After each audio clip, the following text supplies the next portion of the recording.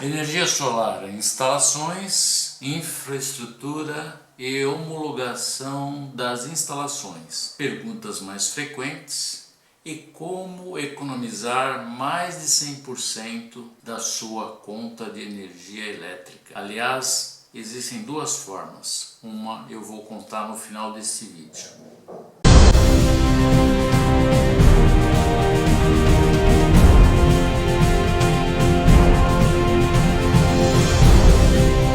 Olá pessoal, esse é o quarto capítulo da série Faça Você Mesmo. Olá pessoal, esse é o capítulo 4 da série Faça Você Mesmo. Antes, os meus avisos. Vou ser chato e repetitivo. O nosso maior objetivo com essa série, Faça Você Mesmo, é zerar a sua conta de energia. É o nosso compromisso. E para isso, o caminho mais curto, ou para você fazer uma instalação própria, ou contratando alguém, ou uma ação comunitária, um mutirão, é muito importante que você saiba como funciona. Queremos que encare como se fosse um simples aparelho de ar-condicionado, que não o de janela, que você compra na loja. Só que o aparelho de ar-condicionado você precisa de um técnico especialista, com uma bomba de vácuo. Um sistema de energia solar, o de aquecimento já é vendido em home center, o fotovoltaico também será vendido em home center. Você não precisa de um técnico, de um especialista para fazer a instalação. Vamos acompanhar todos na medida do possível, adquirir um equipamento e fazer a sua instalação para zerar a sua conta de energia. Peço que se inscreva em nosso canal, quem ainda não for inscrito, ative o sininho para receber as notificações. Já estão disponíveis em nossa página web, em nosso site, as tabelas com equipamento com potências padrão, potências comerciais. Consulte os valores das tabelas e verifique qual equipamento é capaz de gerar a energia suficiente para zerar a sua conta. E também nós vamos publicar os sistemas que estão disponíveis em nossos estoques e dos nossos parceiros, com valores mais atrativos. Nesse vídeo vou responder uma série de dúvidas e questionamentos mais frequentes. Vou convidá-los para uma live com informações, dúvidas adicionais, questionamentos que nós recebemos nos comentários, e vou falar também sobre o curso online. Será na próxima sexta-feira, dia 26, às 21 horas. Marquem sua agenda. Vamos deixar o link aqui nas descrições. Os roteiros dos vídeos dessa série Faça Você Mesmo também estão disponíveis em nosso site. Vamos lá, sobre as instalações. Bem, vou falar sobre instalações onde as construções já existem, onde os projetos, as construções estão em andamento.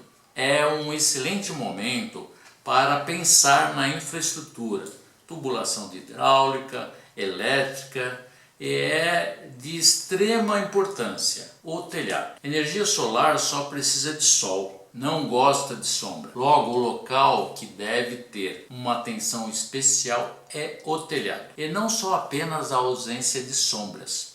O melhor aproveitamento da energia solar dá-se quando a incidência dos raios está perpendicular à área de captação, quando está 90 graus, incide diretamente. Ou seja, da mesma forma como a nossa imagem diante de um espelho, essa posição é a melhor posição para a incidência dos raios solares, perpendicular a 90 graus. Ou seja, se ele passasse bem sobre as nossas cabeças, ao meio-dia seria a posição de captação máxima, mas ele passa inclinado.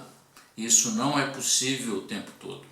Devemos procurar então ter a superfície dos painéis o mais próximo possível dessa posição. Como fazer isso na prática? Existem duas formas. A primeira é ter os painéis com sistemas móveis traqueados, de forma que eles acompanhem a trajetória do Sol como o girassol, uma solução complexa, até utilizada em grandes usinas, mas é difícil para pequenas gerações, pequenas captações. A outra opção é instalar os painéis orientados para o norte. A outra opção é instalar os painéis orientados para o norte, aqui no hemisfério sul. No hemisfério norte é o contrário, deve ser orientados para o sul. Instalando os painéis voltados para o norte, nós vamos ter uma captação matinal iniciando ao clarear do dia. Instalando eles voltados para o norte, nós teremos a captação matinal iniciando ao clarear do dia, chegando à captação máxima bem ao meio-dia e várias horas no período da tarde até o escurecer. Logo, os painéis voltados para o sul terá a pior captação possível, pior rendimento, depois a leste e depois a oeste. Ao norte sempre teremos a melhor captação. Eles devem ficar inclinados na maior parte do Brasil, porque o sol ele passa de forma inclinada, e eles devem ficar inclinados na maior parte do Brasil, porque o sol ele não passa bem certinho acima das nossas cabeças. Ele só passa acima das cabeças sobre a linha do Equador. Em Belém do Pará ele passa exatamente sobre a cabeça das pessoas. Então ele deve ficar inclinado, mas como o sol não passa certinho em cima das nossas cabeças, na maior parte do Brasil, ele deve ficar inclinado. A exceção quando está sob a linha do Equador, em Belém do Pará. Então de Belém do Pará para o sul do Brasil, há uma inclinação crescente. Então ele tem inclinação zero em Belém do Pará e ele vai aumentando a inclinação até o sul do país. Belém do Pará, inclinação zero. Porto Alegre, inclinação 30 graus. Em São Paulo, ele está aí em torno de 23 graus. Então, na medida do possível, a instalação dos painéis, tanto os térmicos como os fotovoltaicos, devem seguir essa recomendação. Para as obras em andamento, deve ser revisto o projeto para verificar a possibilidade de adequação à construção do telhado para essas normas. Para as obras em andamento, deve ser revisto o projeto para verificar a possibilidade de adequar o telhado a essa recomendação. E para os projetos novos, deve-se procurar esse aproveitamento. A área necessária é muito pequena. Em apenas 24 metros de telhado, a área de garagem de apenas 2 carros, é possível gerar até 550 kWh por mês. O uso da energia solar já é obrigatório para novas construções. Desde 2009 é lei em São Paulo e diversas outras cidades. Sem a utilização de energia solar, a construção não recebe o habite-se. Os painéis coletores para aquecimento utilizam o componente térmico da energia solar. Já os painéis fotovoltaicos, eles utilizam a componente luminosa da energia solar. Os painéis coletores térmicos, eles são apoiados diretamente sobre o telhado e ancorados no madeiramento do telhado com arame galvanizado na bitola 12 ou de cobre. Para os painéis fotovoltaicos, os fixadores também são presos ao madeiramento do telhado, passam entre as telhas de barro ou através das telhas de fibrocimento ou metálicas, e esses fixadores recebem os trilhos onde são colocados os painéis e fixado com as garras descritas que está aqui nas descrições. Os painéis fotovoltaicos não podem ficar colados nas telhas, eles precisam de um espaço para a circulação de ar. Ao contrário dos térmicos, eles não gostam de calor. Outro elemento chave para o sistema de aquecimento é o reservatório térmico, o boiler. Ele guarda a água aquecida pelos painéis para o uso diário. É como se fosse uma grande garrafa térmica. Pode ficar ao lado da caixa d'água, sob o telhado ou sobre o telhado. no mesmo nível da caixa d'água ou preferencialmente um pouco abaixo para facilitar o abastecimento do consumo por gravidade. O boiler também deve ser instalado numa posição um pouco superior à instalação dos painéis, para que não seja necessário a circulação entre os painéis e o boiler por bombeamento, seja feita uma circulação natural. A água quente nos painéis, ela sobe naturalmente, como faz no bico da chaleira. A água quente dos painéis, ela sobe naturalmente para o reservatório, como ela faz no bico da chaleira. O boiler recebe água fria da caixa d'água e os painéis coletores recebem água do boiler. A água quente dos painéis volta para o boiler e fica armazenada para a utilização na rede interna, para o consumo. A circulação entre o boiler, os painéis e na rede interna pode ser feito com cobre, que é o melhor material, ou PPR, aquele material verdinho. Pode ser feito também em CPVC, aquele branquinho da marca concorrente, ou ainda em PEX, que é um material mais recentemente utilizado. Muito utilizado aqui pela Sabesp em São Paulo para água e pela Comgás para o gás. Parece uma mangueira e existe uma versão multicamada para água quente, extremamente flexível. O PEX é muito prático, não requer mão de obra nem ferramenta especial. Ele faz curvas e economiza muitas conexões. Já existem construtoras fazendo instalação a rede hidráulica inteira da obra, água fria, gás e água quente, com o PEX, pela velocidade que ele confere à instalação. Também é muito prático e excelente para instalações de sobrepor. Tem um acabamento branco e pode ser pintado. Muito simples de se instalar. Acabou a desculpa de ter que fazer uma grande obra civil, um quebra-quebra. Em revestimento cerâmico, na cozinha, no banheiro, a necessidade apenas um furo de 25 mm para atravessar a parede. Para os painéis fotovoltaicos, após a conexão dos painéis nos trilhos sobre o telhado, é feita a conexão elétrica. Cada painel possui um par de cabos, positivo e negativo, que são interligados como as pilhas. Para os painéis fotovoltaicos, após a fixação nos trilhos sobre o telhado, é feita a conexão elétrica. Eles possuem dois cabos, positivo e negativo, e um é interligado no outro painel. Dessa associação descem dois cabos que vão até a caixa de conexão e proteção, a string box, também constante no nosso vídeo de demonstração do kit. Sai da string box também um par de cabos, positivo e negativo, que são conectados ao inversor, que pode ser fixado numa parede próximo a um quadro de energia elétrica. Pode ser no corredor, no muro, na garagem, não tem problema. Um lugar de fácil acesso para o técnico da concessionária ou usuário eventualmente ligar e desligar ou fazer uma verificação no display do inversor. E do inversor também sai um cabo simples de 3 fios que são interligados na rede elétrica. É um fio para cada fase, mais o fio neutro. E é claro, o fio de aterramento que interliga a rede elétrica da casa com o inversor, a string box e com os painéis. Sistemas fotovoltaicos off-grid não são conectados à rede pública.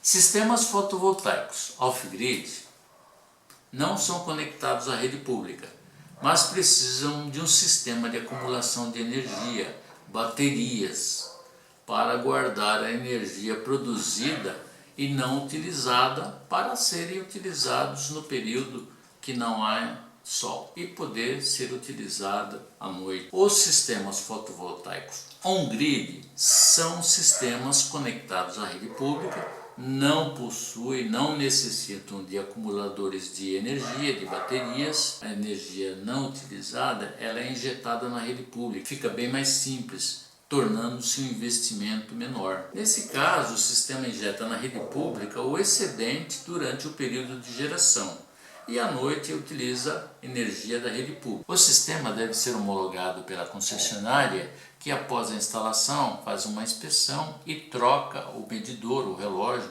pelo medidor bidirecional. Então ele mede o consumo e mede quanto de energia é injetado na rede, o excedente que você produziu. E o cálculo da conta é feito subtraindo do consumo a energia injetada. Se o consumo for maior que o injetado, há uma cobrança dessa diferença. Se ele for menor, não há cobrança alguma. A concessionária cobra apenas a taxa mínima, o equivalente a 50 kWh. Quando há a injeção em um volume maior que o consumo, esse saldo pode ficar acumulado para créditos futuros em até 60 meses. Ou pode-se cadastrar também uma outra instalação para receber o crédito desse excedente, desde que essa outra instalação esteja também conectada na rede pública da mesma concessionária. Pode ser até ser em outra localidade, não tem problema nenhum. Essa homologação é solicitada por uma empresa de engenharia, uma ESCO ou um engenheiro que faz a solicitação junto à concessionária e paga uma taxa do CREA lá. Toda vez que o engenheiro faz o registro de um projeto, seja civil, seja elétrico, não importa, precisa pagar essa taxa. O valor é pequeno e é inferior a R$100. Há diversos engenheiros no Brasil inteiro que fazem normalmente esse trabalho. Eles cobram aí em média um salário mínimo. Eu já ouvi comentário de quem cobrasse R$2.000, outros R$800. Aí é necessário fazer uma pequena pesquisa. As perguntas mais frequentes. Bom, a primeira delas não é uma pergunta, é uma afirmação, né? Que a energia é cara. Energia solar é cara? De forma alguma, a energia solar é de graça. Aí vem a segunda colocação. Um sistema de energia solar é caro? Eu também digo que não é caro. É um investimento que se paga com a própria economia em menos de 60 meses. E ele vai gerar energia para você por mais de 300 meses.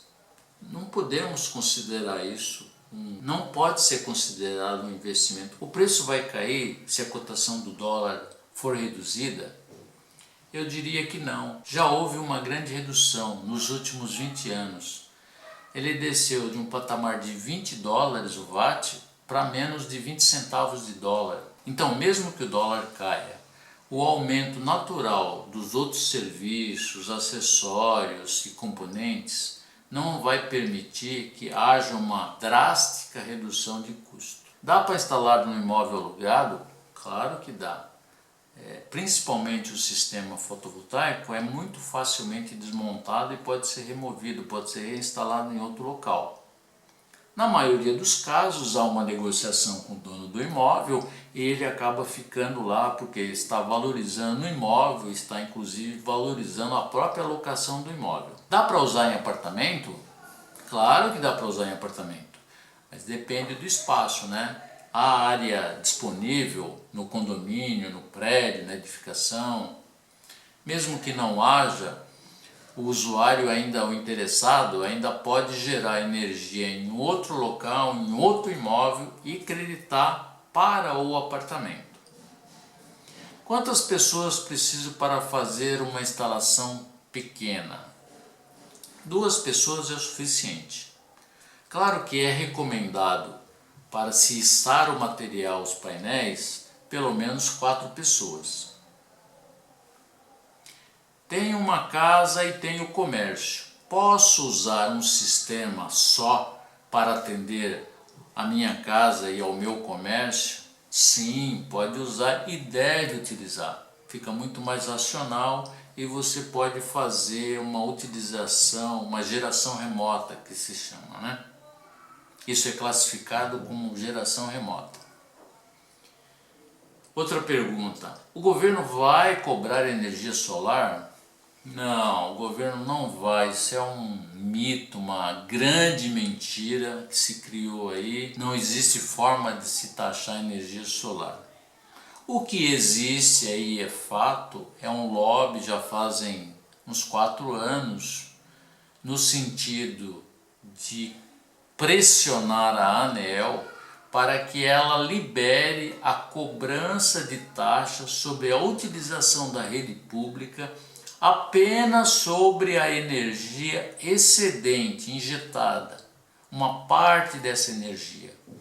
As alíquotas estão colocadas, mas isso é uma longa discussão que ainda vai longe, e após a publicação de qualquer lei alterando isso, ainda dar-se-á o prazo de 10 anos para que sejam cobradas essas sobretarifas sobre as instalações que já estão homologadas, já estão ligadas, já estão funcionando. Então isso vai demorar ainda muito tempo, até lá você já economizou um caminhão de energia. Outra pergunta, e quando tem sol? Outra pergunta, e quando não tem sol, toma um banho gelado? Não, não toma banho gelado. 99,99% dos reservatórios, eles possuem um sistema de apoio elétrico, ou elétrico ou a gás, geralmente elétrico. Não houve sol, choveu, a temperatura da água não está boa, o apoio elétrico ele eleva a temperatura da água. O apoio elétrico gasta energia, mas ele gasta bem menos do que um chuveiro elétrico. Chuveiro elétrico você tem ele aí na faixa de 5, 6, 7 mil watts. O apoio elétrico de um boiler de pequeno porte é da ordem de 3 mil watts. Então o eventual gasto de energia elétrica com apoio elétrico é bem inferior a de um chuveiro elétrico. Outra pergunta muito comum. Quando acaba a energia da rede pública, eu fico sem energia elétrica, mesmo tendo um sistema fotovoltaico? Sim, vai ficar sem energia, vai ficar no escuro, porque a geração própria ela tem que estar em sincronismo com a rede pública, para que os sistemas não entrem em conflito. Então, se a minha base de sincronismo é a rede pública, acabou a rede pública e eu não tenho sincronismo, o meu inversor automaticamente ele desconecta, ele mesmo tendo energia solar, mesmo tendo energia corrente contínua, o seu inversor ele tem uma proteção natural e ele desconecta, ele desliga a geração de energia em corrente alternada. Então você vai ficar, infelizmente, sem energia elétrica. Isso é um fator de segurança, né? Já pensou você tá... Isso faz parte das normas de segurança, é padrão. Imagina que a rede pública tem lá uma manutenção, o pessoal desliga a energia lá, vai o técnico mexer lá e a sua geração própria dá um choque no técnico que está lá no poste e ele morre eletrocutado. Bem pessoal, antes de falar da forma que você tem para economizar a taxa mínima na sua instalação quando você gera 100%, eu vou falar para vocês sobre a economia de energia. Então eu tenho aqui a conta de um usuário que tinha, antes da instalação do sistema dele, um gasto de 116 kW por mês. A conta dele era R$ 131,00. R$ 131,83. Ele fez a instalação do sistema fotovoltaico e agora a conta dele é de R$ 25,00, 25,75. Então esse usuário aqui, ele está economizando R$ 106,08 todos os meses. Essa concessionária aqui estava cobrando dele uma tarifa de 88 centavos o quilowatt-hora. Então ele está economizando R$ 106,08 por mês. Ao longo de um ano, ele economiza R$ 1.272,96 ou R$ 6.364,80 ao longo de 5 anos. Correto? Fazendo as contas? Não, né pessoal? Porque tem a inflação. Inflação de 5 anos, 10% ao ano, 5 anos são 50%. Esses R$ 6.000 aqui se transforma muito facilmente numa economia de R$ 10.000. Né? E se a gente pegar esse valor aqui de R$ 1.272,96 no ano e multiplicar por 25 anos, o sistema gera energia de graça por mais tempo do que isso. Isso aqui diretamente, sem cálculo de inflação, dá R$ 31 mil, né? Certamente esse valor aqui chega muito próximo dos R$ 100 mil. A inflação, segundo o IBGE, a inflação nos últimos 18 anos foi de 230%. E nós sabemos que a tarifa de energia elétrica sobe muito mais do que a inflação, não é mesmo? Agora imagine a conta, aquela conta lá de R$200, que agora vem 25, 30 reais. Economia de pelo menos R$170 por mês. Ao longo de um ano, R$2.040. 5 anos, R$10 mil. Corrigindo, R$15 mil. 25 anos, R$51 mil, 25 anos, R$51 mil sem correção monetária, sem inflação, sem nada. É a economia de R$100 mil. Uma conta de R$200, a economia ao longo de 25 anos supera os R$100 mil. O equipamento, ele tem vida útil superior a 25 anos. 25 anos é só o período que o fabricante dá de garantia na performance do painel. Economizar mais do que 100% no valor da conta. Muito simples, é só instalar um equipamento que gere 50 kW a mais.